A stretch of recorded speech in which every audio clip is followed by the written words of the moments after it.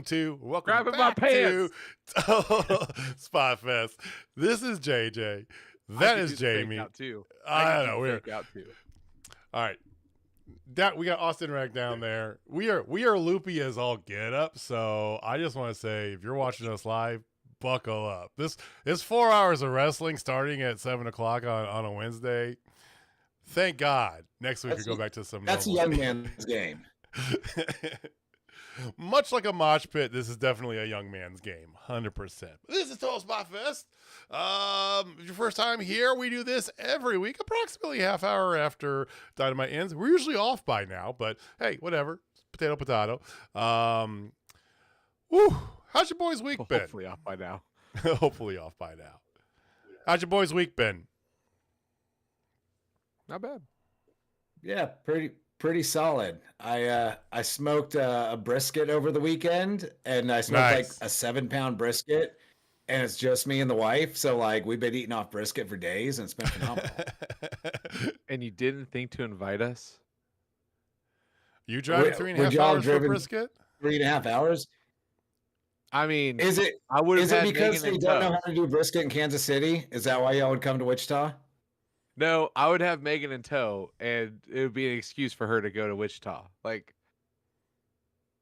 I'll let you know next time I'm throwing something on the smoker. But once I get my belt. The problem with the brisket is, much like a wizard, it arrives precisely when it intends to. And like we ended up eating, like I smoked on Saturday, we didn't end up eating until like 11:30 that night. That's awesome. You just never know how long it's going to take, but it was delicious. Yeah. And I was on 8 beers deep, so it was perfect. I mean, I love me some brisket, but is this the best brisket we're talking? Is this like rival, barbecue restaurants? Like what are we talking about here? This will rival any homemade brisket. Okay. Now, when you get... So barbecue restaurants, they can basically run their pits nonstop, and like they've just got access to tools and techniques that are just impractical for me making one at home. But it'll hit the spot as much as you need it to. Okay. Not going to win any awards, but delicious. I have faith in your cooking abilities wholeheartedly. But oh yeah. Okay. Hey. The smoker doesn't work.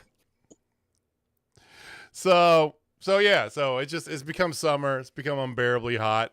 And now that I work in a job where I'm not just inside staring at a computer all day, I sweat so much. like literally, I have like I have a pack of like starter, like old school, like 90s like NBA headbands in my desk at work.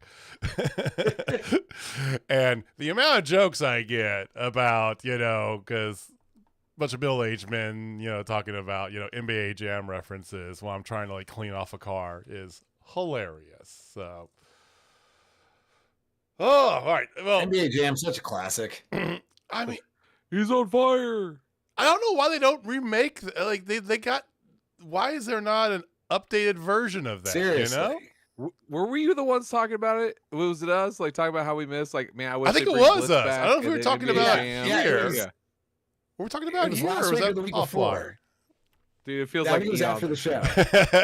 Well, yeah, when you have this much wrestling to watch in a night, and still prepare yourself to talk about it. Plus, Jamie and I did another show earlier, so it's just like, oh my God, what is time even? So, all right, here we are. How about we get right to it, boys? Let's get right to it. All right, got right to it. We should as well. Yes. So I like the little kind of entry vignettes they doing now, as like their kind of intro into the show, especially when it involves Toni Storm on a rickshaw pulled by Luther. It was perfect with her curl still in. Curl still in. Remember that. Curl still in. Of course, Hanger and CD's telling him to watch out. The Death Riders are in waiting. And then, why fuck around? Let's just get right to it. Ospreay Swerve 2. Bro. Is this I feel like such a broken record whenever we talk about a Will Ospreay match for the past like 2 years, but come on. How good was this match, dude? It was so good. It was everything you thought it was going to be. And I think that's the thing with Will Ospreay is he always delivers. Always. And Swerve too, really. Oh, absolutely. Yeah. But I think like a match like this, you set such a high bar because of who's in it, clear it every time. As much as I would like to have a counterpoint or anything like that, that's just dumb. That is not possible, Jamie. It is not possible, sir. The only thing though, as soon as when they announced everything and they said, "Oh, a 30-minute time limit," Mike, it's going to time. Instantly knew it was going to be a draw, and I was okay with that. Then they did everything afterwards, which I was also very much okay with. Oh, okay. Storytelling 101, man. Like call back to 3 weeks ago or 2 weeks ago when Ospreay said, "I would take a bullet for you, bruv," and boom, takes a bullet for him. Takes a thumbtack Reebok shaped bullet for him. Which I looked at those. Those things are pretty nice, by the way. They're I'm not like bad. a Reebok guy. They well, the answers were always good solid. Shoes. The answers are always good shoes. They're real comfortable too. You know, it was, you know, the one dying light post pump era of Reebok, right? You know, and they're still trying to keep up with Nike, but they're definitely past their prime. The AI shoes were solid. Yeah, I mean, they start at 5 minutes till talking about time limit as if you weren't already gonna know, and then it's like, yep, they're telegraphing this, but then he wants to go sudden death, which I don't get. Isn't every wrestling match sudden death? Yes. I mean, yeah. Almost sounds so cool to say. I'm a hockey fan. I get it, but it's like it sounds cool, but completely redundant and unnecessary. Sudden death. Oh, like we did for the last half hour. Okay, cool, got it. All right. See, I wish for once, just to throw a curveball, everybody be like, let's restart this match with another 30-minute time limit instead of calling sudden death. Just throw a curveball out there. See how it goes. Okay. Well, a little bit later on in the night, you do get. I'm gonna bounce around a little bit tonight, boys. So a little bit later on in the night, you do get the Bucks intervening. So they do like a little checkup on Will Ospreay's health, right? You know, and immediately interrupted by Hangman outside the door. You know, and he gets interrupted by the Young Bucks. You know, but hey, that was not what they intended to do. You know, they're just fulfilling the promise of keeping Swerve out of his. You know.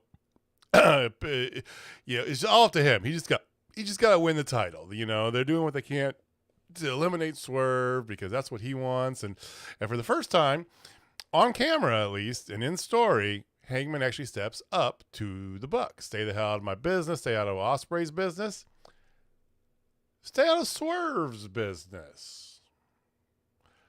Inside the room, Persona and Swerve have a very interesting reaction to that. Give me your thoughts here, because we've talked about this quite a bit in the last 2 weeks about where we lie on is Swerve going to get involved, right? Does this seal the deal for you? I believe one of us has been saying all along it's building up to Swerve having Hangman's back at All In to take the title off Mox. Yeah. And this is where that story's going. And it's the perfect story to tell. And I do have to point out, I appreciate so much when I first saw Nana stick his head out. Thought this could go one of two ways. Either he's going to hear the entire conversation, or he's just going to hear the part about the Bucks saying that they were planning to keep Swerve away. And I was sitting there thinking, for the love of God, don't go with the latter. Because I get that's what Nana stuck his head out and heard, but this is literally on live TV and it's streaming on Max as soon as the show's over. Like, don't do the Nana only heard part and didn't get the whole story, because the whole story's right there in videotape. And I'm so glad they didn't do that. It was perfect. Yeah. The best story in all of professional wrestling. Fight me on it. Bar none.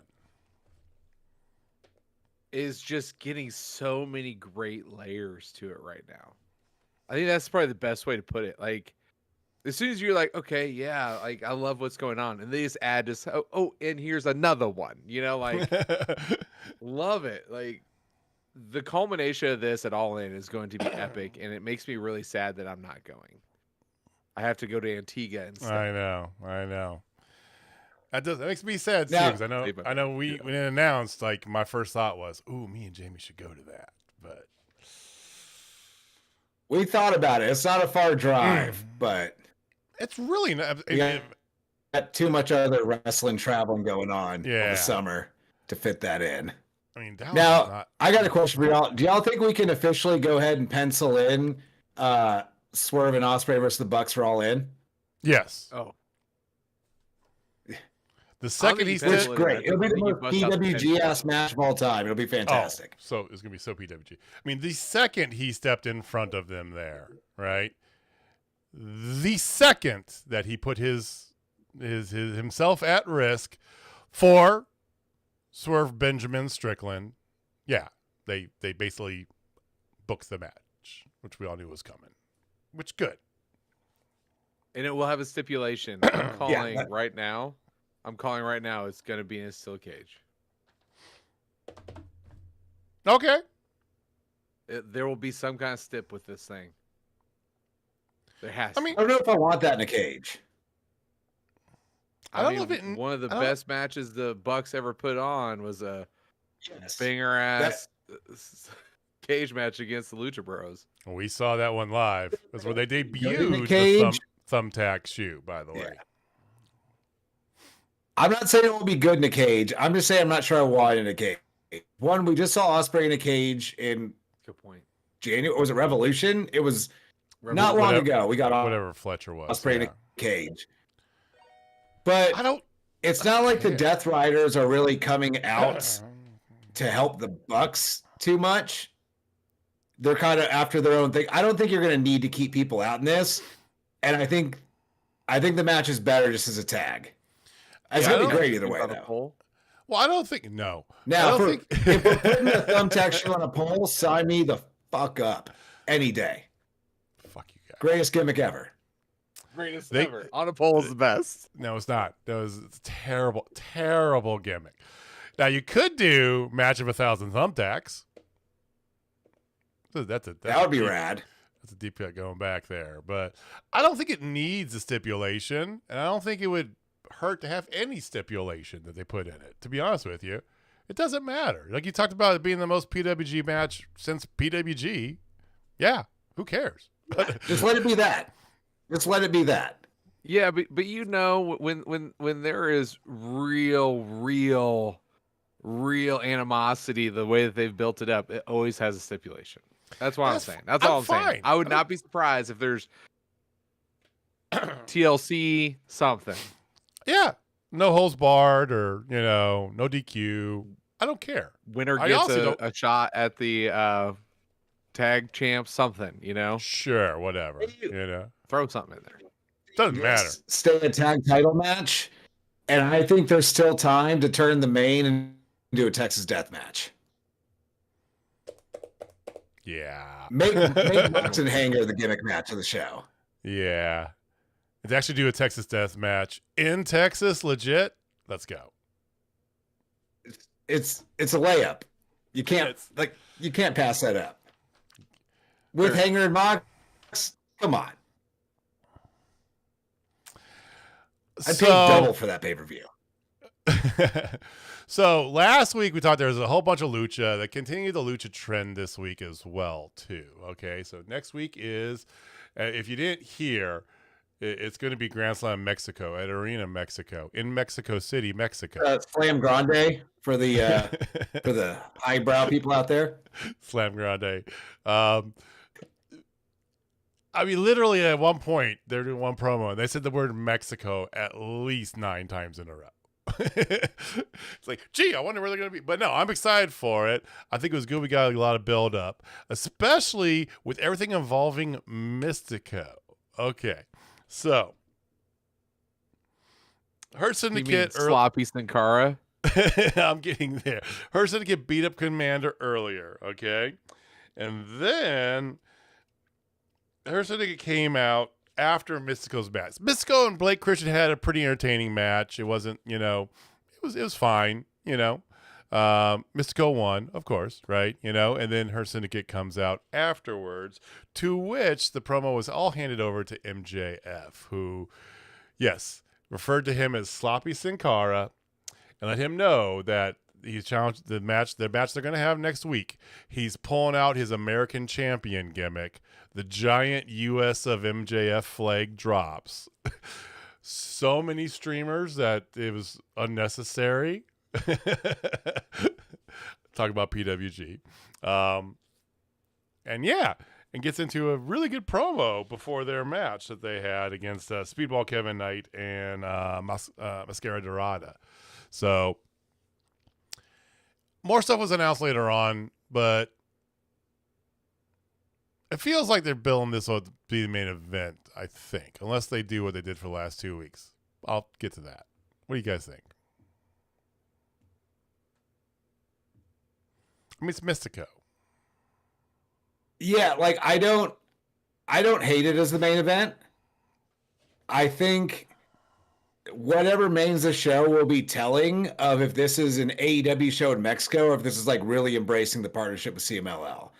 I think putting Mystico on top in the main event makes a lot of sense.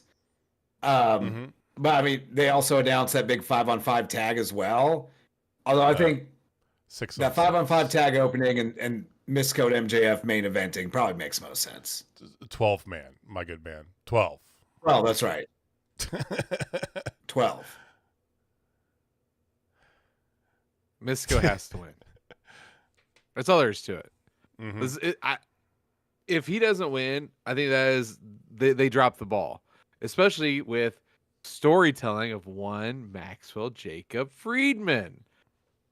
He has to lose here. He has to, because it builds that extra little seed of doubt with, why aren't the Hurt Syndicate helping me on this one? What happened? What happened? What happened? Like, come on, man. Well, two-way street itself, baby. Two-way street too, Jamie. Why aren't you winning? Why, we brought you in. How come you couldn't get that dub? What's up? Exactly. See?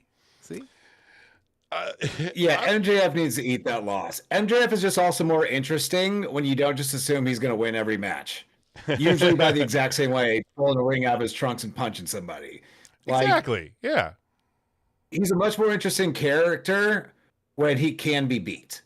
And we don't see that nearly often enough. Not that he needs to lose all the time, nor should he, but more often than we see him lose. I'm with you there. It's like a national football team getting a 41-year-old quarterback and expecting them to win a whole bunch. Like, they're expecting to win. He ain't gonna win. He's not gonna win. No. So just let Mystico win. He's let just the Ravens win. He's just an older version of Mason Rudolph, basically, now in his age. I mean, the production is going to be like the same. So, in a way, we really did nothing, because it's pretty much the same quarterback is going to be out there, whether it's Mason or whether it's Aaron Rodgers.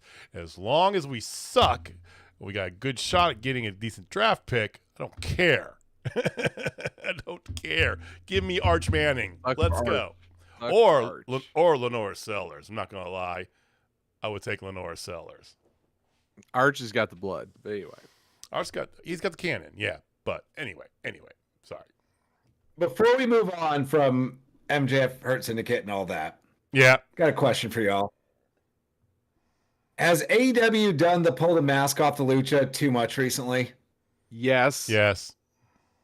Could they knock that off, please?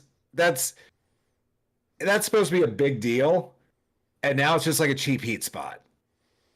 I mean, so you had Masque Dorada last week come out, and because you're promoting a lucha show in a few weeks, right? And he gets incredibly over. Fantastic. And so you put him in place of Commander for this match, and then you unmask him. Why? Because I mean, you don't need to build heat on MJF. The man he's just got natural heat, right? People know he's the bad guy. They still kind of cheer for him a little bit, but they know he's the bad guy. You're good. He's going to show up in Mexico like fucking Apollo Creed, for God's sake. Yeah, and he didn't even during a time when we have wrestle. Yeah, during a time where we have Donald Trump as our president and riots all over the nation because of ICE rallies, riots and shit. So I mean, it's like you don't need. There's no reason for this masking. Oh, it's just to give him extra heat, and I love it. Of course you do. I don't think there's extra heat to get him. He's going to get the shit boot out of him no matter what in Mexico next week. I know. And again, he didn't even take the mask of the lucha he's wrestling next week. It was a different guy. Like, maybe I'm just a little bit too much of a purist at times, but you should not take a lucha's mask off without him coming back and beating your ass for it later and beating you in a match. Like, some things should be sacred in pro wrestling. Not many things, but that's one of them. Lucha masks are. Would you guys say lucha masks maybe be the most sacred in all of wrestling? Probably. I mean, because there are. So you have like lifelong luchadors down in Mexico, right? The biggest of the big. That like Dr. Wagner was known as like I think the second Dr. Wagner. First, I don't know, whatever. But literally, he wore it 24/7, except when he like bathed and shit, right? You know, a lot of luchadors don't disclose their name to any promotions, you know, because it demystifies the mask, right? You know, you see them, they wear it out. So I would say absolutely it's sacred, you know, because it's literally the second skin. It's one of those last like little bits of kayfabe that are still around. Mm-hmm. And just let's protect that a little bit more. Yeah. Reach. Protect it. At all costs. Protect the kayfabe. So boys, we actually, I know it was a 4-hour show. Technically it was 2 shows. Whatever. But we got 3 1/3 women's matches tonight, boys. We did. We really did. Ladies were busy tonight for sure. Thankfully. So and you got some some other storylines along with that. So for example, the first women's match of the night was, I didn't even see this one was booked on the card at all, but Megan Bayne, Penelope Ford versus Ty J. So Ty Mello's in-ring return. Okay. A bigger reception than I thought she would get, which I'm cool with. I've always liked Tainara, Ty Mello, however she was, right? We saw her live when they did a house show when she was back in NXT, and she was really good.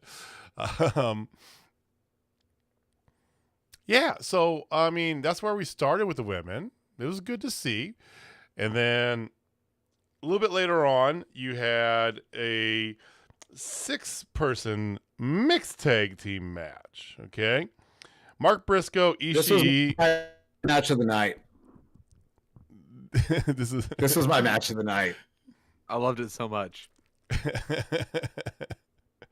Not to cut you off from introducing it, but I just had to throw it out there. I love this match so much.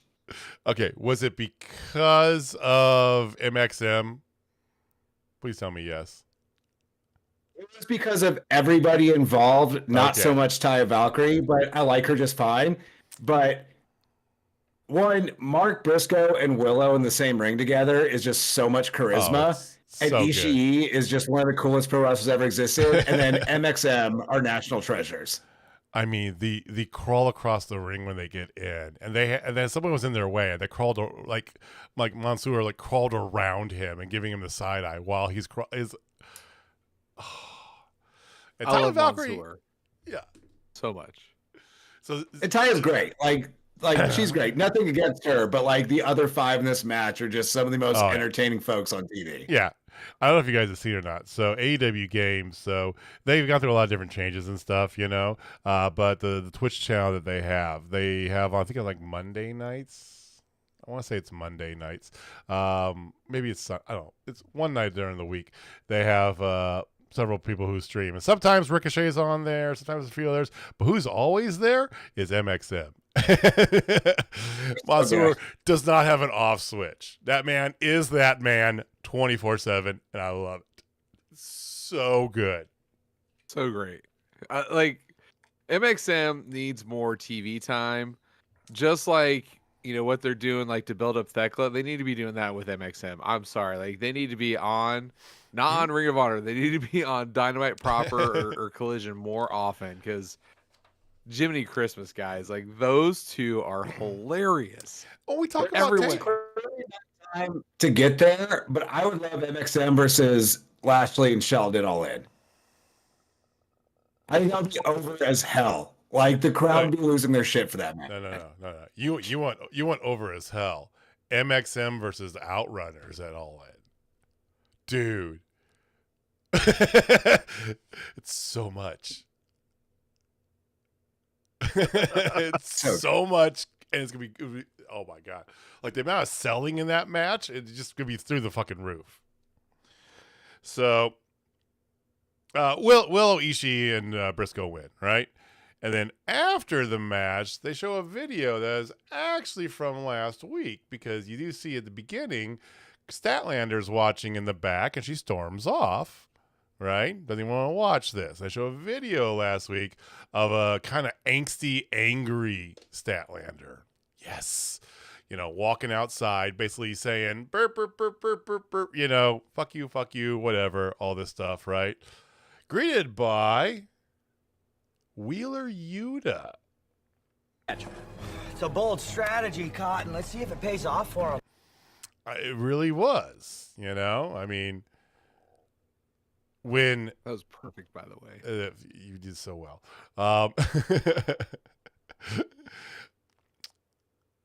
When Wheeler was not yet fully assimilated into the Death Riders, right? It was always, you know, him and Stat had these little side talks. Long form storytelling, ladies and gentlemen. This is what we call callbacks. I like this, because he's basically selling her on going down the same path. Maybe not necessarily in the Death Riders, or you guys tell me if you want to see her in the Death Riders, but going down the same dark path that he went, the forget everybody, do it yourself path. Do you think this has some legs for Statlander to have a good kind of arc? First of all, I think giving Statlander any arc is a good arc, because it was a little less than a year ago where she turned heel for about 6 weeks until they needed her to go job to Mercedes twice and made her babyface again for no reason. Yeah. So it is kind of long-term storytelling, but we're leaving out a big gap where they just went another direction for no reason. But we're back. Hey, Squad. I don't know if this is leading to Stat joining the Death Riders. I don't think so. I think this might be going the other way. Stat. It seems like it's shaping up that All In, Mox is dropping the title.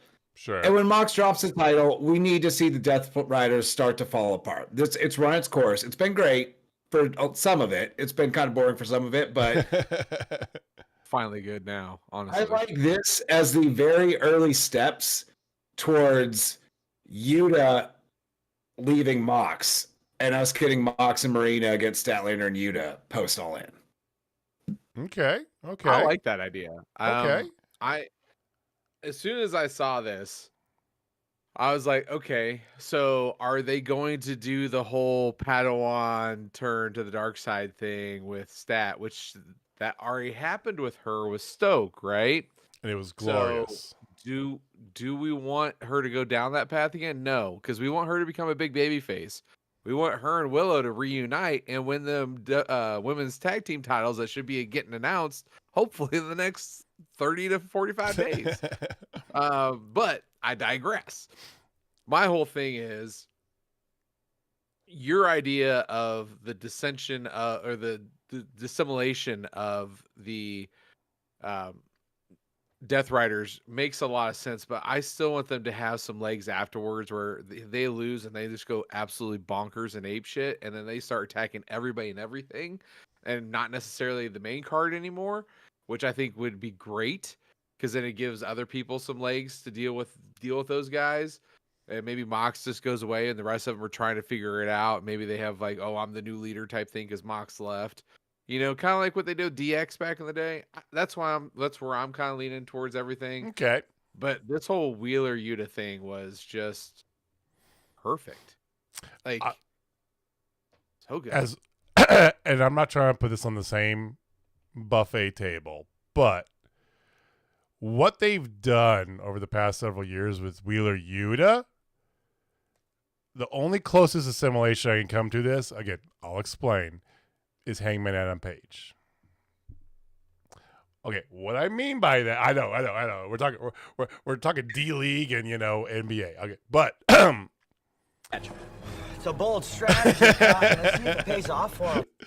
Hear me out, okay? Wheeler Yuta, talented young guy. He's kind of the young boy to the best friends, which don't really need him, right? You're trying to do all this stuff.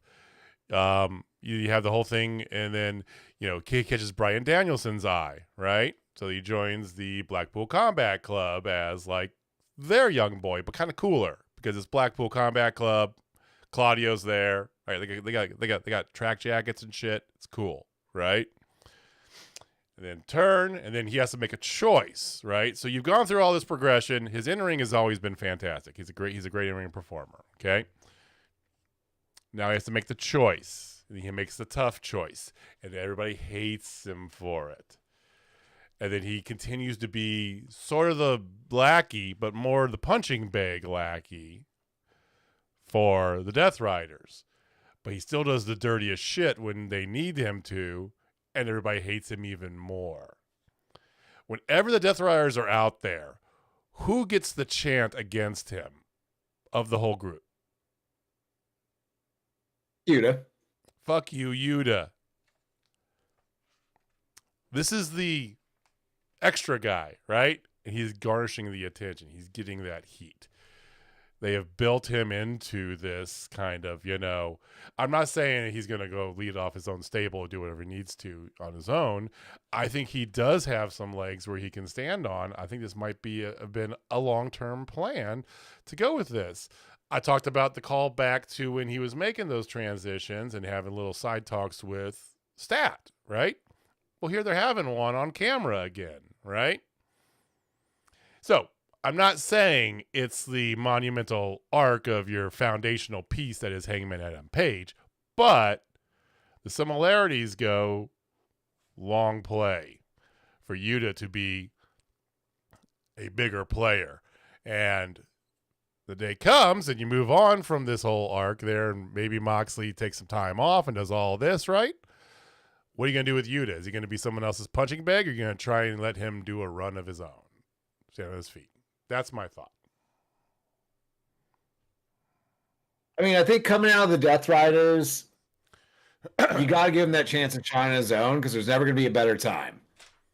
And if you can't make him a star coming out of this, like his ceiling's probably just capped where it is. And I'm not saying it definitely is, but like this is your chance to really kind of build Wheeler Yuta into something. I hope it works out.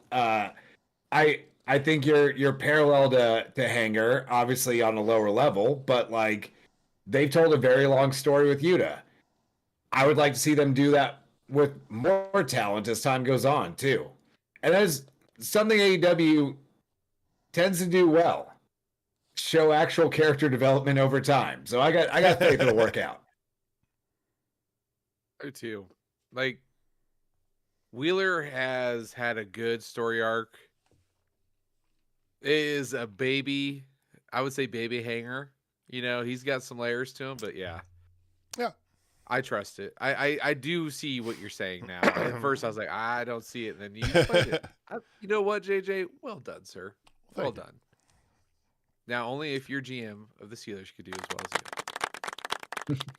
Oh no, he's still living in 1985. I know. Happy 9-8, man. I'm proud of you. You guys be 9-8. Maybe that's 10, the worst. We just get like 5 wins, like 6 wins. Let's just coast. Anyway. It won't happen. We'll have false hope. We'll probably lead the division halfway through the season.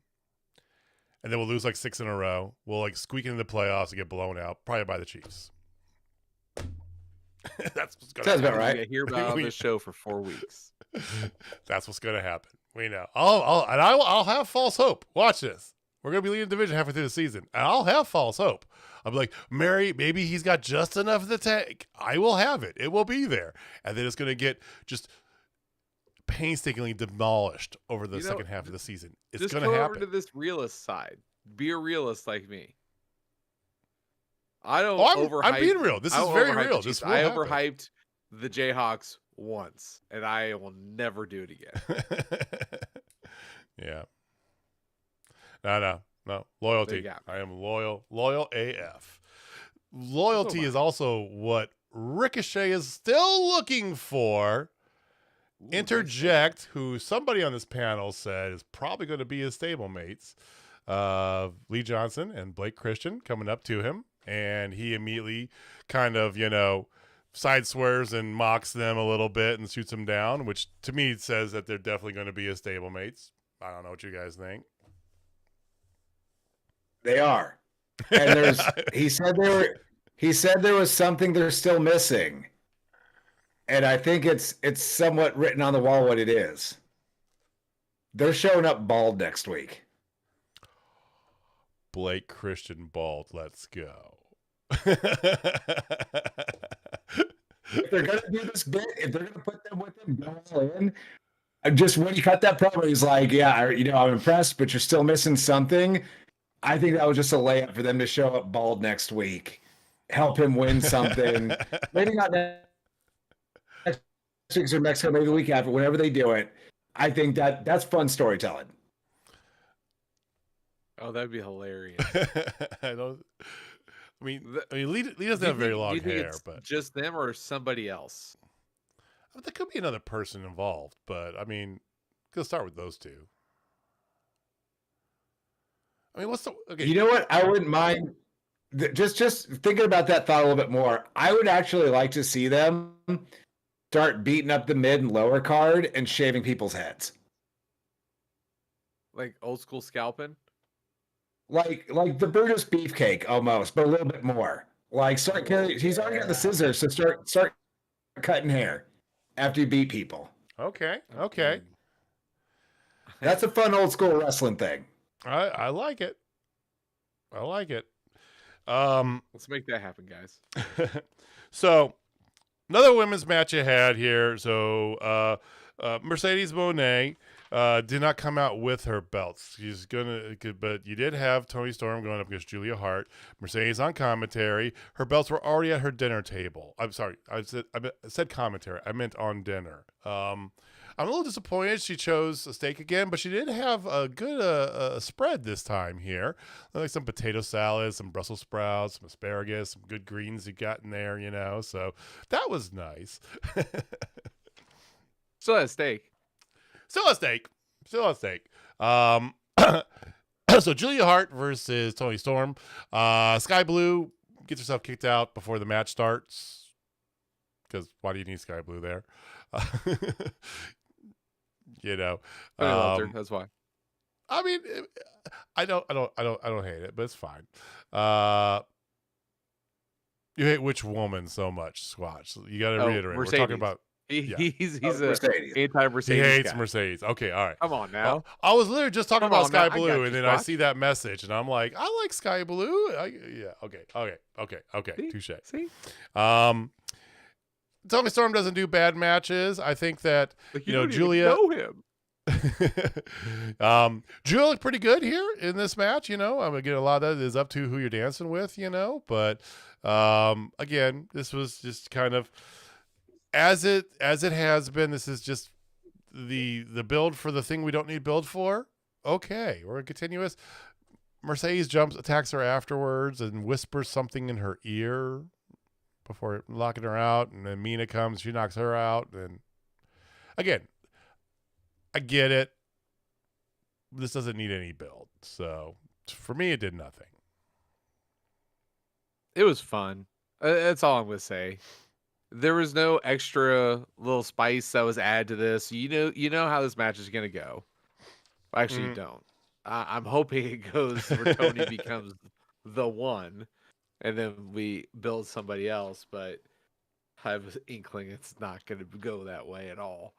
And yeah, I'm a little distraught if that's the way it happens. But yeah, it was fun. And I got to see. Yeah. This build sucks.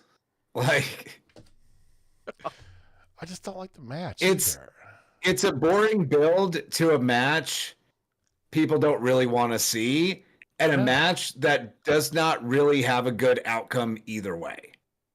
So either Mercedes wins, and now you don't have another babyface set up to dethrone her anytime soon. For either title, because you'll have both. Yeah, and we've seen Mercedes winning time and time again. Or Toni wins, and Toni is the absolute last person that needs the rub of beating Mercedes. There's not a productive option here. I get it being the biggest match you can technically make in the women's division, but it's one people don't really want, and it is a not particularly entertaining build to it. Yeah. So you're not selling us on it anymore. We're gonna buy a pay-per-view. The match itself is probably gonna be great, but like let's put in the effort we're seeing everywhere else along the way on the build to All In, because most other stories that got going on are great. This is just, I don't think this is doing anything for anybody.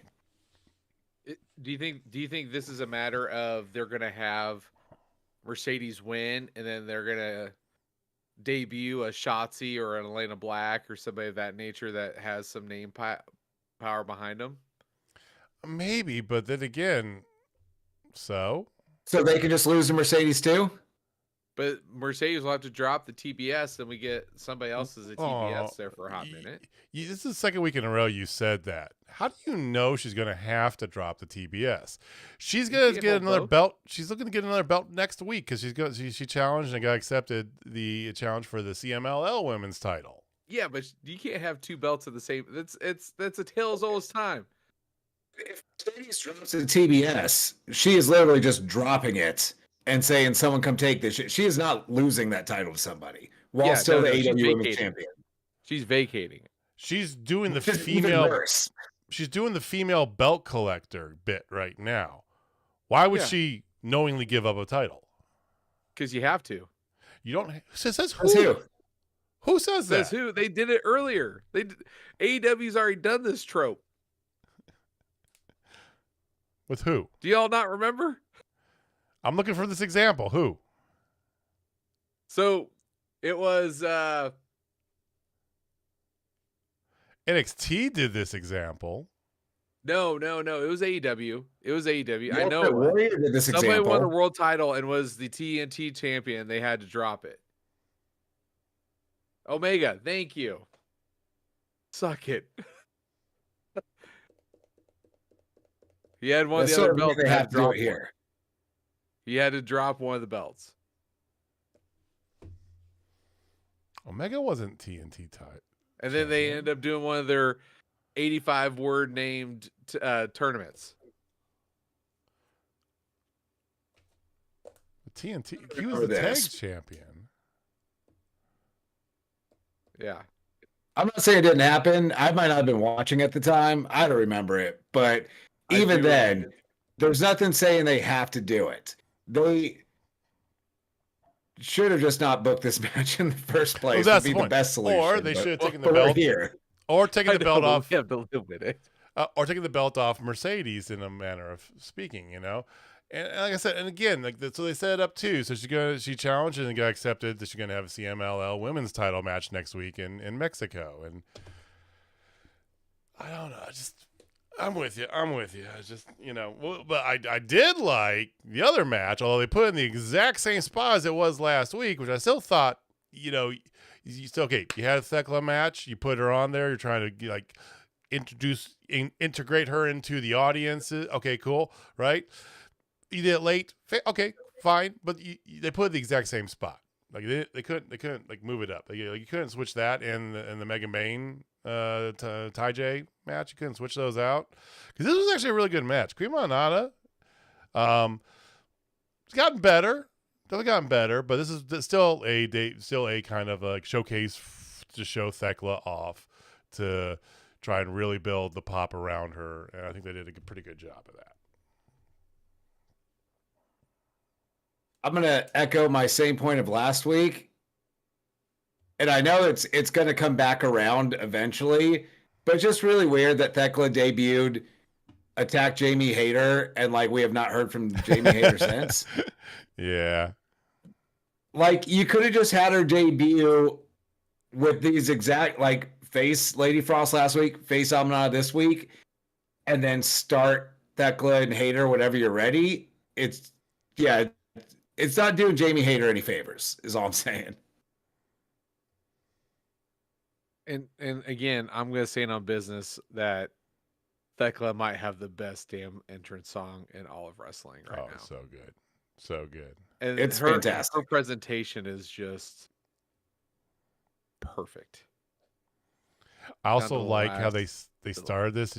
I know Jamie, I know you caught this, but they're starting this thing for her entrance where the camera begins upside down. Yes. Yeah, that was rad. It's just rad. Yeah. Yeah. I do hope that once we get her to see her in some bigger matches and not just kind of build up matches, we get to see some of the wicked shit that we used to see back in Stardom. Like the whole like spider thing flipping over and going in a spear. She used to do that to kind of avoid a clothesline and do a counter like all the time. It was so badass to watch. I get it. They're being a little more cinematic with it, but I'm looking forward to her leg submission game, which she has yet to unveil any of it.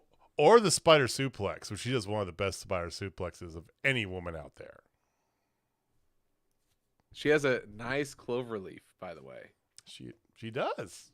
A bridging clover leaf, even. It's sick. So, as I said, tons of more build up.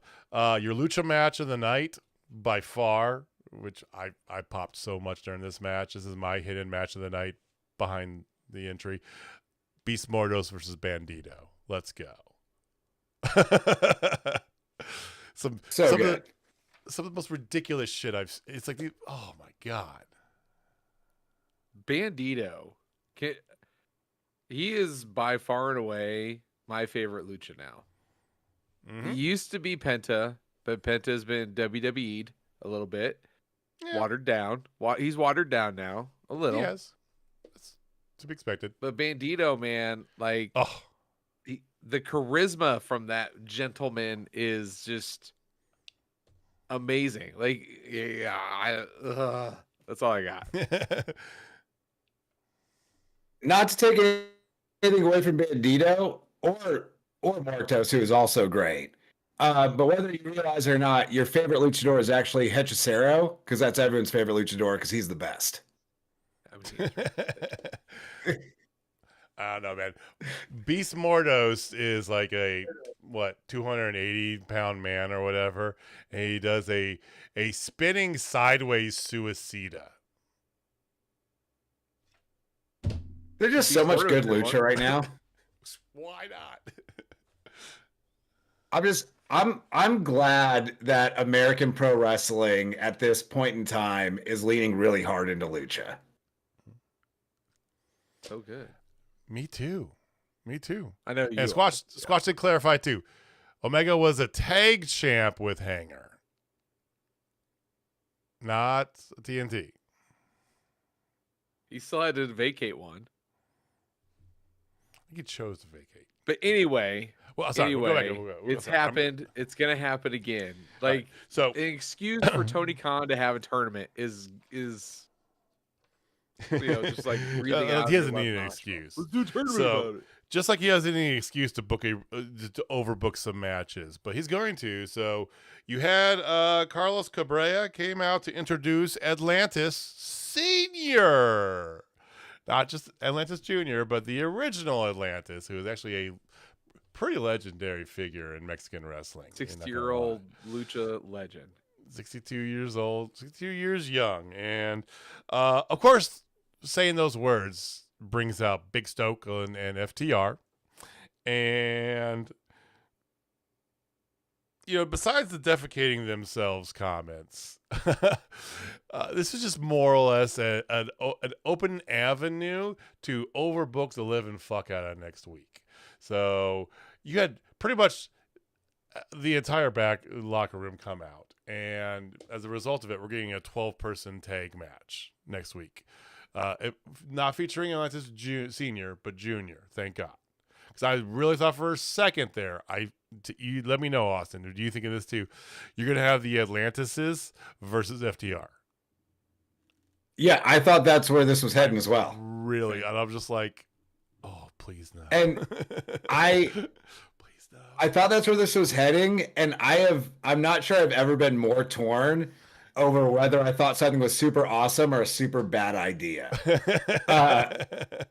Like, just for history's sake, like, I would get it if you did the Atlantis versus FTR. If you were going to have Atlantis proper in there, FTR are good guys to have on the other side of the match.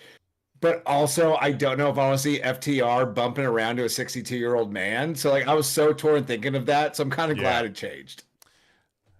I mean, the whole melee brawl with, Bandito came out, Templario, you had, Brody was out there, ended with Atlantis Senior chasing Dax through the crowd, beating him up continuously. So I mean, there is that, but yeah, I'm so glad that it's not that. We all are. We are. All right, so you had a little bit later on. You did have a Kip Sabian and Nick Wayne promo. Sans Christian. Christian's taking some time off, and he's taking some time inside. And Miss Wayne as well. She's taking, but Kip's gift to Nick is a video collection of his Super Juniors, Super J's that he was in a few weeks back, and just planting more seeds. He needs to be grateful to Christian. He needs to be this. This is what brothers do, right? They're setting up the inevitable freedom run of Nick Wayne, which, okay, it's going to happen eventually. And I think he's got enough. He's got enough positive heat on him to kind of sustain it. I don't know if he's going to, he's not going to main event anything anytime soon, but I'm ready to see what we can do with Nick Wayne. Do you think we're going to get Christian versus Nick Wayne for the Ring of Honor TV title at All In? Probably. More than likely. And do you think we're going to get Christian winning the Ring of Honor TV title? No. I like it. Luchasaurus is coming back to help Nick Wayne. Is he coming back? Is he He's healthy. Good? Oh, good. Good for him. He's alive. He's good now. I mean, that's Weird. step one. No, I would think it would be a terrible idea, but I think Christian winning the Ring of Honor TV title and treating it like it's the World Championship would be hilarious. Oh, yes. What was that? Me? Yes. Yes, you. Step one, cut a hole in the box. Oh. 2, put your junk in that box. 3. So we talked a lot about last week's episode. Yes, I'm saving what we all want to talk about for the end. Yes, 100%. Okay. It's my Nick in a box. Got it. Got him. That doesn't work for me, brother. I think it kind of did. So last week ends with a multi-person Paragon tag team match. Okay. Now, earlier on, basically the start of the Collision half hour, you had Kyle Fletcher versus Anthony Bowens, and hold on. It's that time of night. It's an hour in. I don't know why. Yeah, we froze up again.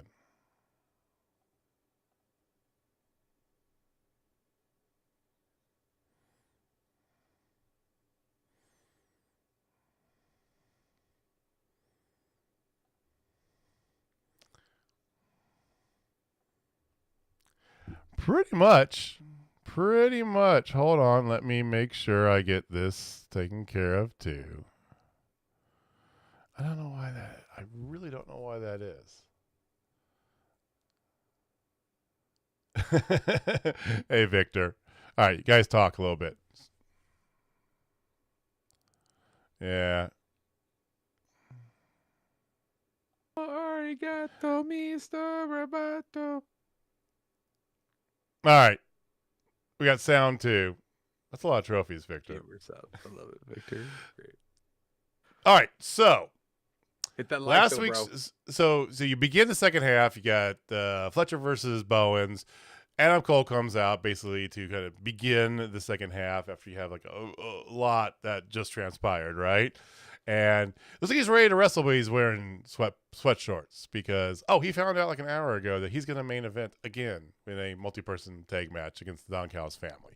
So Don Callis family has been intertwined throughout the entire night. Okay, we're going to talk about Don Callis himself, like I said, in a second. But you get Fletcher versus Bowens, very good match, and then you end the show Paragon and Daniel Garcia versus Don Callis family and Hechicero. Stop me if you've seen this movie before.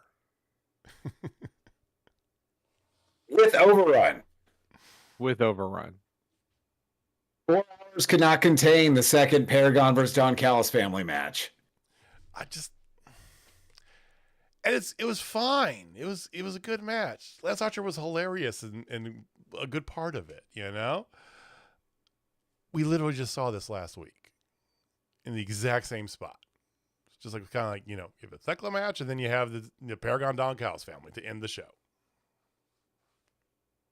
I think the only interesting thing to me from this match is not even specific to this match. Just in the future, I would like to see Josh Alexander and Roddy in a singles. That sounds like a good time.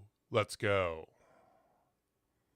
But outside of that, like this was a good match too. It was fun, but like I didn't need to see it for the second week in a row when it's 11:07 Central Time on a Wednesday night. Roll for that shit. Yeah, Jamie. Anything to add to that, or can we move on to the please piece de la resistance? All right, so long being billed, Okada Omega contract signing. The night begins with Okada backstage promo earlier on with Renee Paquette, interrupted very quickly by Don Callis about why is it him? It should be Kyle Fletcher. It should be Takeshita. All this stuff, and he gets surrounded by the Don Callis family, calls Don Callis a bitch, and walks off. Okay. Big pin in that moment. So you have the actual signing that happens, right? And of course, like we have all three of us at about 95% of the wrestling world, as predicted, they're going to unify the titles, right? So you come out, Tony Khan's out there, the big table's got both belts, and something covered in the middle. Ooh, it's a belt. So both men come out, they unveil the new unified championship belt. A, thoughts on the term unified champion, and B, how much fire was that belt? Who wants to start? Unified champion is where we all thought this was going, where it should be going, where I'm glad it's going. But the name of it, the name is what I'm getting at. Calling it unified. Unified is a choice. Not the best. It's a choice. It's a choice. For sure. It is a choice. It's a choice, but it is what it is. But that belt is exquisite. Oh, hey, what's up, boys? I love that belt. That is a damn fine looking championship title. Uh-oh, Jamie. Are you about to give us a wrong opinion on something? I think he is. No. You look like you are.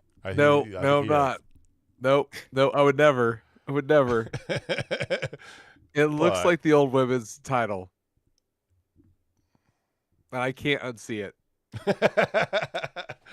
Oh, the toy belt? Yeah, like how it had the ovals or whatever? Yeah, I just had those. Yeah. Dude, I mean, there's only cannot so many unsee it when I shapes thought, they can make a belt out gorgeous. of. I like the old women's belt. other than it was like tiny. Then remember they made it a little bit bigger, then they finally made like a good one. But like it was this second generation of the women's belt. That's exactly what it looks like. Okay. So the Nyla Rose women's belt. This one's smaller. Yeah. Like make it like the old 80s titles that are like comically small. Yes. Absolutely. The Bob Backlund style, like WWF. I love the belts. Okay, I get the oval thing. Again, geometry is somewhat limited. I like how it also has on there a Rainmaker, lariat, and the one-winged angel as well too, right? So they continue on with this, right?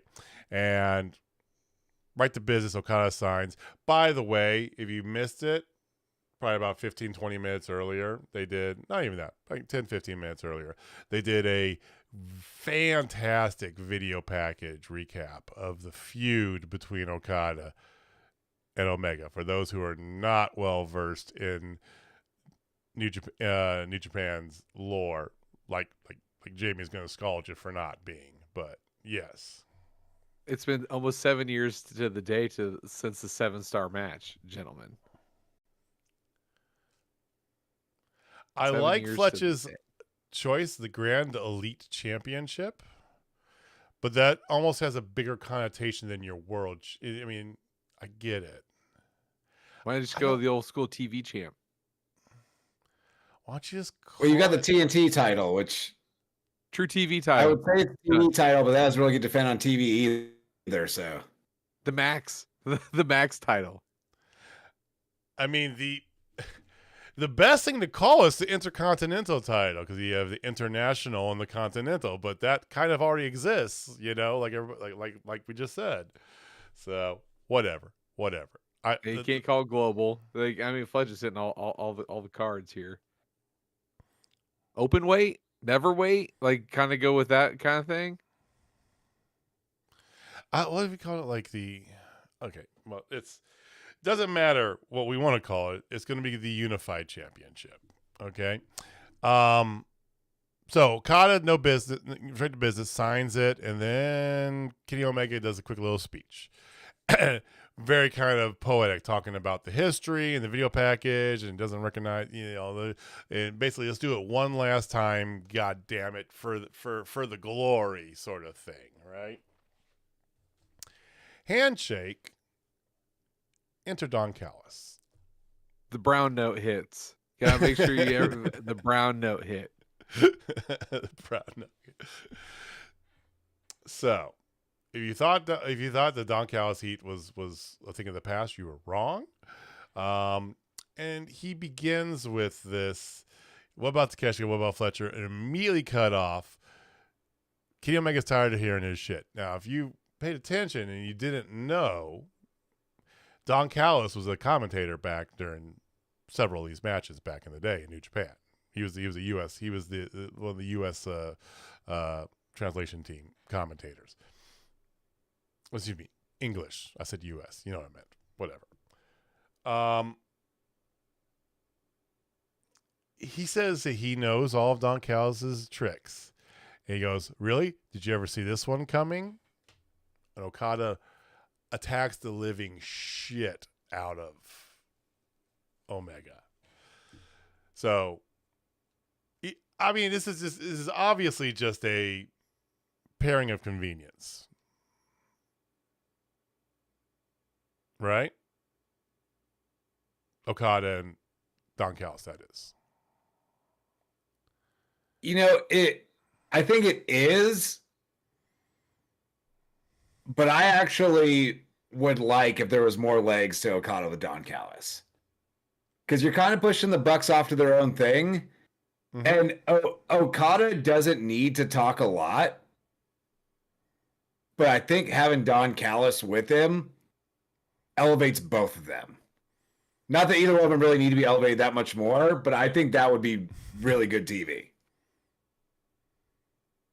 I agree it'd be good TV, but what does it do to Takeshita and Kyle Fletcher? That's my piece of that thought process, because that would, in my mind, start that chain reaction of Takeshita turning face and leaving. And I'm here for that all day long. But can we also talk about the brutality that Okada showed and the fake blood part, which was perfect? And what's up with them using fake blood like the past 2 weeks or 3 weeks? Oh, they use a lot of fake blood with this too.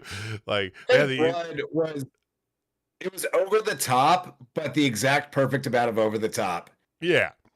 They had the funny stuff in there too with it too, to make you give it a little visceralness to it, you know, because it had a police baton that was utilized. And then of course, because wrestling paramedics are the stupidest paramedics that have ever been invented, right? So they just come in the middle of all this with the bad guys there and begin strapping a man to a board without checking anything, you know, which leads to him getting beat up even worse. And then they put him on a stretcher, which leads to him really getting beat up, which thus, you know, called for the fake blood. And of course he was rushed to a hospital. But see, if I could say one thing about that, is fake blood 101. Don't spit out the capsule and the blood. Did you guys see it? I know I saw it. It's part of the chunky bits that were there. Yeah. This is a big chunk. I'm like, bro. You didn't lose a tooth. Now, to me, this is building a match that we don't need built correctly. This is the complete polar opposite of the whole Mercedes Moné and Toni Storm. Yes, I know it's a different situation.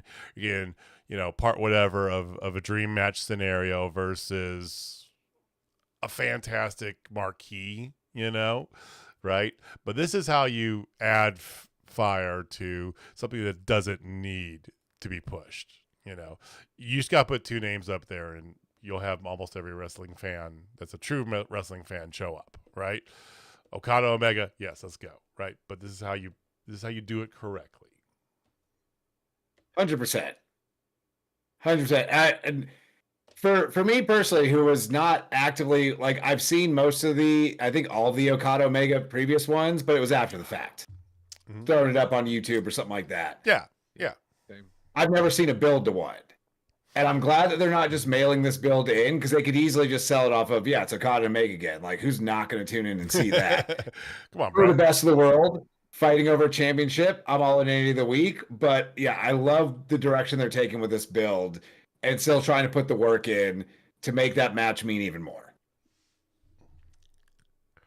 Well said.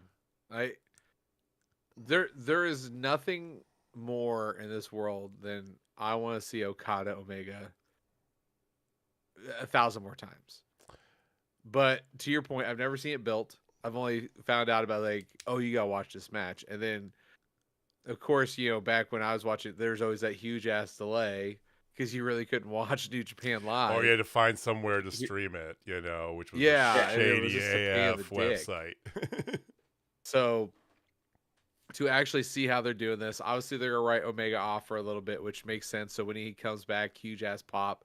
It's gonna be amazing, but they got a month too. They got 31 days, so I can't wait. Like it could not come fast enough. I know. I do want to just talk one last thing about this before we move on to talk about some WWE things. But so we talk about we brought up the whole thing about Don Callis, right? How does this fit in? Telling that Don Callis ushered Okada out of the arena into a Suburban, the speed off, right, from the parking garage area, right? Say, they're gonna kill us. They're gonna kill us. We're gonna die. We gotta run. We gotta go, right? I like this, and if they use this as like a Takeshita face turn moment, cool. If they don't, whatever, right? But all of this is kind of like there's a Don Callis family. And then you got Don Callis' mistress. So he basically moonlights with Okada, more or less, right? He's not officially part of the family. Because then you can break it off however you want. Break it off with Okada calling him just a bitch again and move on. Or Takeshi goes face. Or the family falls all the way apart, which please don't do. Please don't do that. You know? See, I get the sentiment of please don't let the family fall apart, but the family falling apart because Don Callis had a chance to attach himself to the Rainmaker, Kazuchika Okada, and he has forsaken the rest of his children because it's Okada, is the most Don Callis shit he could ever do. That's true. That is true. That is very true. I mean, like, that is so in line with the character of Don Callis that I kind of want to see it now. Yeah. Yeah, you're right. All right, well, we will find out again about 31 days. How about, so just a little bit over a month, or right about a month away, so there was other news going on in WWE. You had Money in the Bank recently here, which is everybody's favorite. Remember when they did Money in the Bank during the pandemic and they had the cinematic matches where Baron Corbin threw Rey Mysterio and Aleister Black off the roof? That was fun. That Money in the Bank match is one of the single most entertaining things WWE has done in their 40 or 50 year history. Absolutely. It was that magical time during the pandemic where they had to get super creative and they started just having fun with shit. And that Money in the Bank match is it's so good. If I remember right, that's one of the biggest, because they had 8 or 10 guys or whatever. I mean, Otis was in that thing, for God's sake, right? And they fought through the entire building. It was so good. I legit, Jamie, I love the concept. We're going to start at the lobby, and the briefcase is in a ring that's on the roof. So you have to get up to, this is how you do the triple cage correct. You just make it a building. I like that. Maybe next year, instead of Anarchy in the Arena, can we get Anarchy in an abandoned building? And it's just a cinematic match of them fighting through 13 floors of hell to the top. Yeah. The pinfall can only happen on the top floor. As long as there's something that is says Vince McMahon's office. And you're not allowed to go in there. Crime scene tape or whatever, Yeah, crime scene tape. Well, that'd be so great. But so Money in the Bank happened. Seth Rollins, winner on the male side. Naomi, winner on the women's side. Surprise? Shocker. No, I think that was kind of what everyone thought was going to happen. And it also, it's kind of different though. In the terms of the people that were in the match and who WWE pushes at various times, it was a bit of a surprise in that regard, but you kind of saw it coming, and it's a good, fun, different thing to do with the women's Money in the Bank briefcase. Yeah, give Naomi a shot. Yeah, I mean, you got Liv Morgan in there. She's this whole other story, right? She doesn't need to be in that. Stephanie McCurry, you just brought up, but that would be the other one I'd say you could have maybe done, right? But I think the Naomi's a better angle. Yeah, because I think maybe you get to Bianca beating Tiffany Stratton at SummerSlam and Naomi cashing in, and you got a fun story there. There's shit to do with that. Yep. And then you got Seth Rollins, which was probably the easiest decision ever, Jamie. I mean,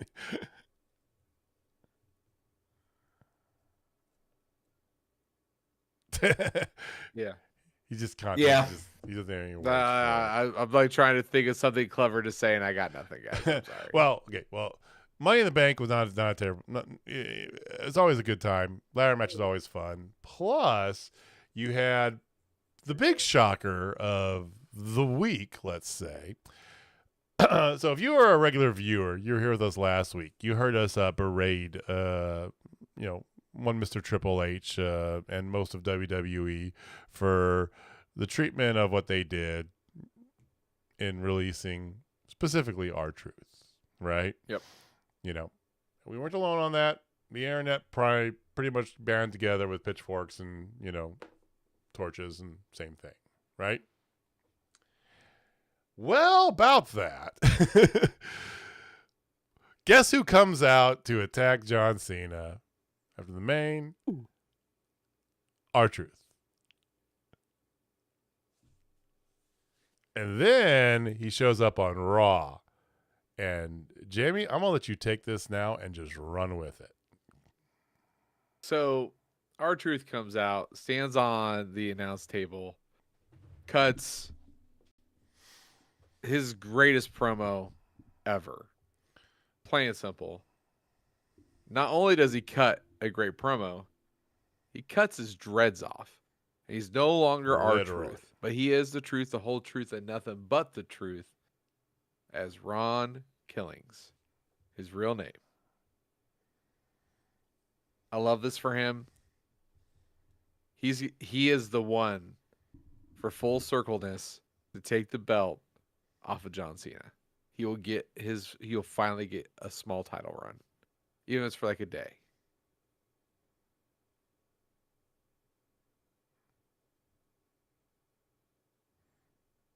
Probably. Like, I wouldn't be surprised. This is just a weird situation. And I love R-Truth. Like, I would love to see R-Truth get a title run. But now you're revolving your giant championship, like your clear top championship that doesn't get revolved or defended that often, around a 48 or 49-year-old John Cena and a 53-year-old R-Truth. Like, I mean, that aspect of it, they don't ever make new stars anymore, and it's unfortunate. But like, on the other hand, yeah, absolutely, give R-Truth title run. Like, I would love to see that. It just sucks that it's at the expense of so many talented guys on the roster that are like poor LA Knight, who's been over as shit with the crowd. He's done everything right the right way, loses his third straight Money in the Bank match. Like, it's weird company, man. It's a weird company. I mean, you can throw another wrench in that fire because you got CM Punk challenging Cena in Saudi Arabia, so you could just give it to Punk, because he's a spring chicken. We got Randy Orton. He's in the King of the Ring tournament. He might make it. Get challenged SummerSlam. He's a young up and comer. Can we all? So speaking of CM Punk, have you all seen the discourse about how one Adam Hangman Page was 100% right about him? Yep. Yep. Did anyone that's not just a shameless Punk stan not see that coming? I know, right? I just love it. I just love it. And I get it. It's the company you work for. They probably offered you a shitload of money. But once you already went on record and told Miz to go suck a blood money covered dick, you can't then go wrestle John Cena for the Saudis. Like, so funny. This is CM Punk. if you are going to, then just double down and just come out and say, like, yeah, man, they're offering me a ton of money. Like, I mean, you might as well just be the bad guy. Yeah. So the most honest Punk has ever been since he's been a public figure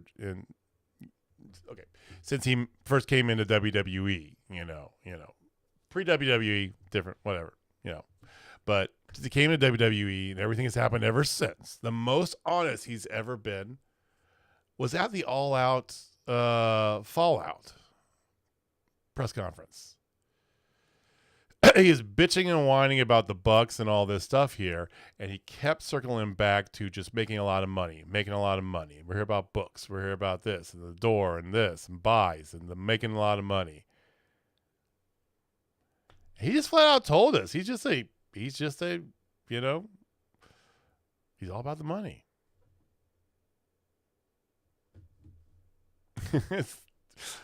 It's easy to say when the option will never be on your table, but if Triple H called you up and be like, hey, we're going to give you X amount of $1 million to go wrestle John Cena in Saudi Arabia, like, your bags will be packed in 10 minutes.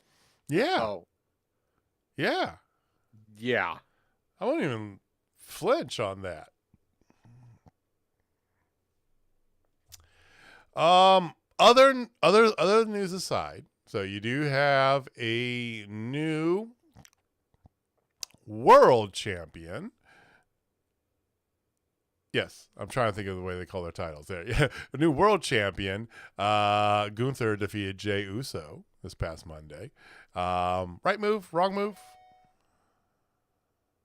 I love it. I enjoyed the match too. It was a good match. The match was solid. Was really good. One, I enjoy putting the title back on Gunther because he's awesome. And I don't hate Jey Uso, but I just like the principle of a guy that's never really been there, winning the Rumble, getting it done at Mania, but maybe not being a long stay top guy.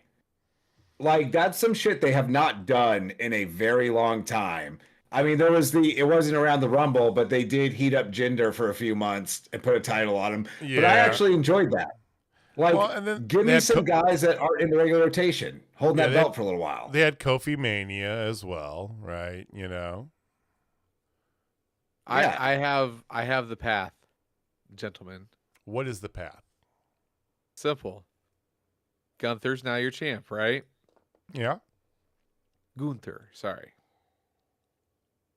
Who's got long-term storytelling heat with one Mr. Gunther that is currently in the semifinals of the King of the Ring?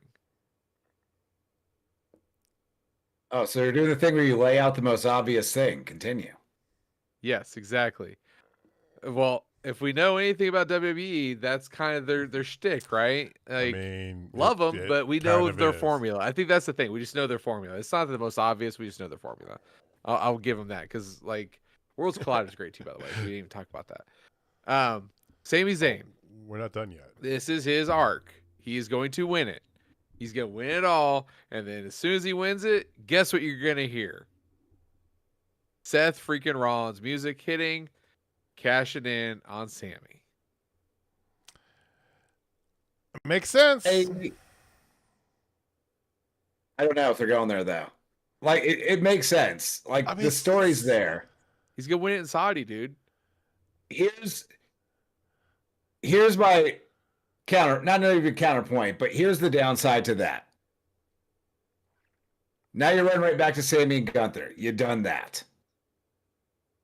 Like, one, I don't want to see Gunther only hold this till, like, SummerSlam for 8 weeks or so. Like, give him a proper title run for a while. They're not going to, but please give him a proper title run. His first title run, he worked no top guys that entire run. Like, it was just... Yeah. That's fair. But also, he gets King of the Ring, so Sami Zayn's punches ticket to the quarterfinals, and you look at those other brackets, we could very much have a Sami Zayn, Randy Orton, Cody Rhodes, Jey Uso, because he might very well be the mystery guy that gets back in. That's actually a fun King of the Ring. Do you think Sami Zayn beats a Cody Rhodes in the finals of a King of the Ring tournament? Yes. Because I think they're circling right back to Cody and Cena at SummerSlam. You gotta remember, Sami's Muslim, man. And if they have a Muslim going for the world championship in Saudi Arabia, people will be losing their ever-loving mind. He's going to be going for the King of the Ring. He'd be going for the world championship at SummerSlam. Yeah. Which is elsewhere, if I'm not mistaken. SummerSlam is... Oh, I know this. Pittsburgh, maybe? Is it like Pennsylvania somewhere?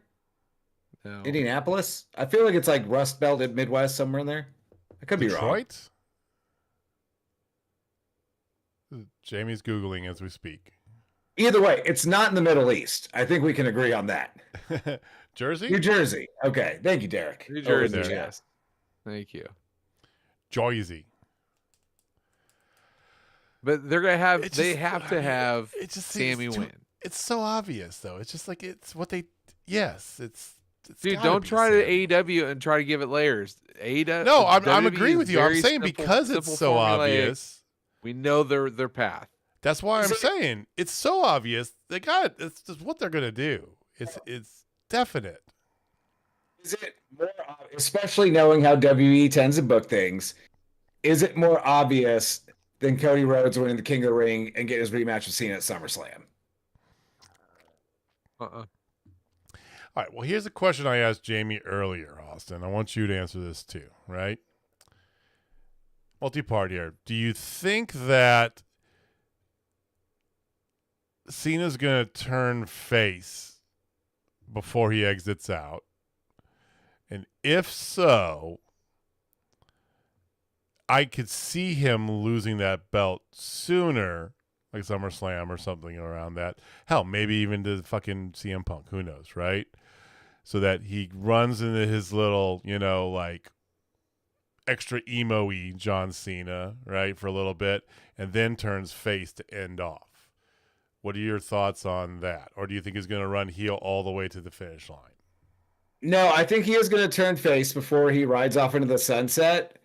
Yeah. But I also think you got on the horse of Cena beating Cody at Mania, and he's going to take that belt away with him when he goes. I think you have to ride a little bit longer than King of the Ring and Saudi. I think SummerSlam at the earliest. And I feel like the most WWE thing ever is Cody's just going to take it back off him at SummerSlam.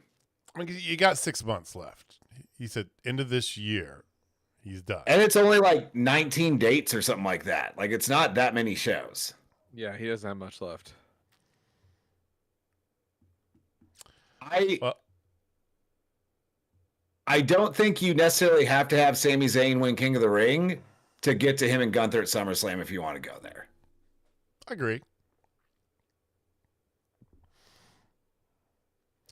Well, last thing we want to talk about here. So let's shift to NXT for a quick second. Okay. You had Mariah May showed up a couple weeks back, right? Not especially the week before, glamorous, the glamour. She's taking the glamour moniker with her, right? And we got her name this week here. Blake Monroe.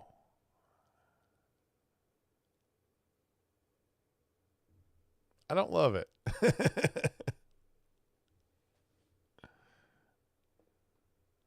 So I don't love it either, but I don't hate it. I don't know if you could call her anything else but Mariah May, and we would love it. Like, I'm not sure there was a better name out there or one that would be just as good. Mariah Monroe. But it does sound like it came out of the random lady name generator they have at NXT. And Blake is an either or name. Could be, Yeah. I mean, Mariah Monroe would have been better. Is Monroe maybe a nod to Toni?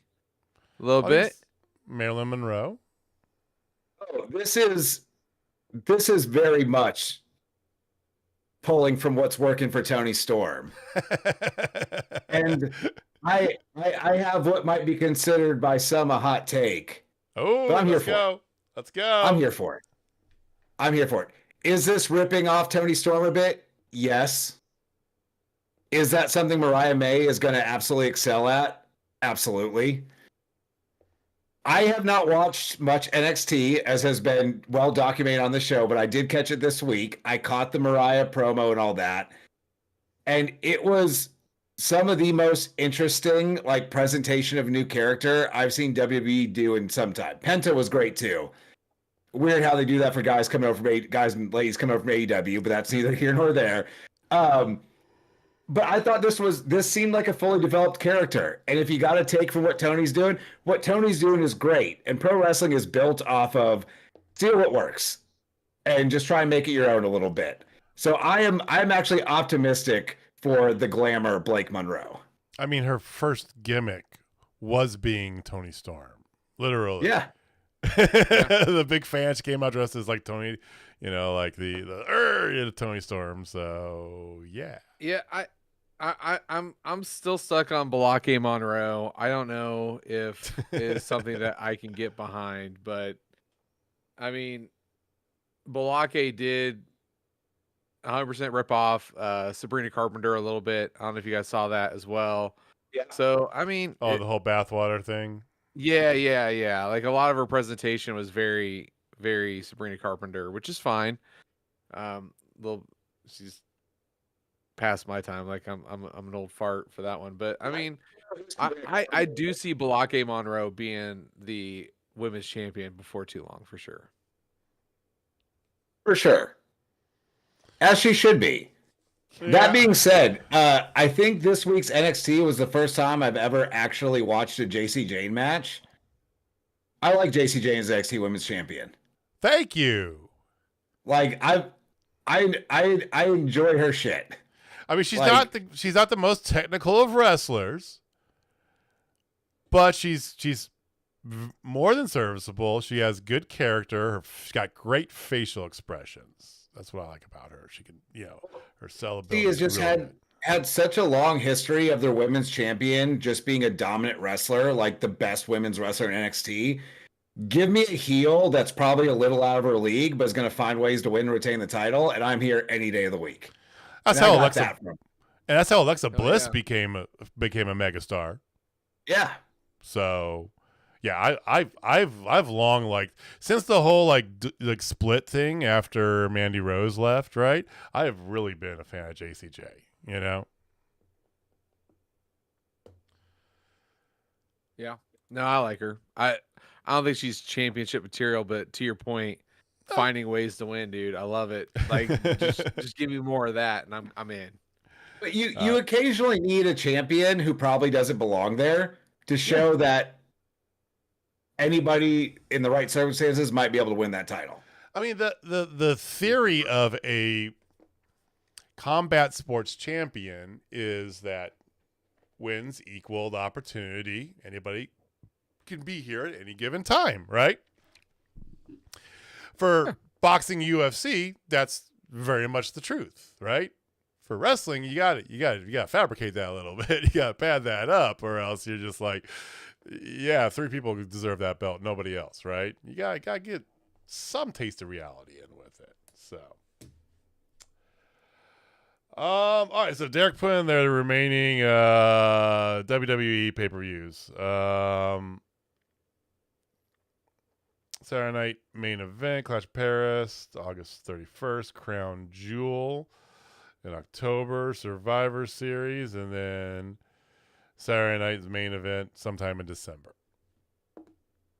Telling you, October 11th seems like a good time for Sami Zayn to win. We shall see. All right, boys, you got anything else you want to get to today? I do. I got one thing. The floor is yours, my good man. Today marks 10 years. 10 years since we lost the one and only American Dream, Dusty Rhodes. Wow. I can't believe it's been 10 years. It actually sounds about right to me. I mean, it's sad. R.I.P. Dusty, absolute legend, one of the best ever. But that's one of the few ones where I'm like, yeah, that's about how it seems like it's been about that long. Thanks for joining, Derek. Hope to see you back. We're usually on a lot earlier. Bro. Appreciate you. Yeah, dude, we're usually on a lot earlier. I mean, yeah. I mean, it's again, it feels like it's about 10 years. So how weird is it? The American Dream died, and 10 years later to the day, one of the standards in modern American music dies. I'm glad you brought that up because I was about to. You know what I'm talking about, Jamie? No. Brian Wilson died today. The Beach Boys? Yes. I mean, he was 82, so yeah. I mean, it's not a shock, but still. Wasn't he the one who's friends with Charles Manson? Was that him or was that the other one? I don't know. It was Brian Wilson. I think he was the kind of crazy one. Yes, he was the one who was friends with him. Yes. Yeah. He also was. He also was the creative one. He's the one that made. No, it was Denny. Okay, thank you, Squatch. I was like, I didn't think it was Brian. Okay, thank you. Brian's the one who. He's the mastermind behind the Beach Boys. He's the one that wrote everything. Yeah, when they had their falling out, he got all the royalties because he did all the. He wrote. He was also the business. Yeah, he wrote Kokomo. He wrote all the things. He wrote all the stuff. Pet Sounds still one of the best albums ever. And you're like, oh, I don't like the Beach Boys. I'm like, listen to Pet Sounds front to back. Get back to Beach me. Boys. It's so good. It's so good. But yeah, Dream's been gone for a decade, and yeah, crazy. Oh, well, That's it, Chips. that's all we got. We're running on fumes. So hey, good I'm news. actually still doing okay. Oh, good. I got me a second win. I was starting to waver during the second half of the AEW, so I went and got me a little snack. Get some protein in me, and all right. But hey, next week we'll be back on our regular time, which is a couple hours earlier. For those of you who joined us for the first time, thanks for coming in. We appreciate you guys giving us some of your time. Hit the subscribe button down below if you would. Hit the like button. Give us a thumbs up. Helps us quite a bit. You can hit the bell icon to know when do we go live. We try to go about a half hour or so after Dynamite every week, and then we might occasionally be live for some other things. So find us on the internet at Total Spotfest, but we will be back next week, same bat time. Okay, different bat time, same bat channel, but we will be here. Yes, back to our normal time. Thank you for watching. Thank you for listening. Jamie, take us home. I can't even talk anymore. I'm done. All right, so before I do it, just like Brian Wilson's daughters said when he put him over, hold on for one more day. So, hey, if you're not down with Total Spotfest, I got 5 words for you. Hard times breed better men. Rest in peace, Dusty and Brian. All right, we'll see you guys next week. Peace, Jack. Later.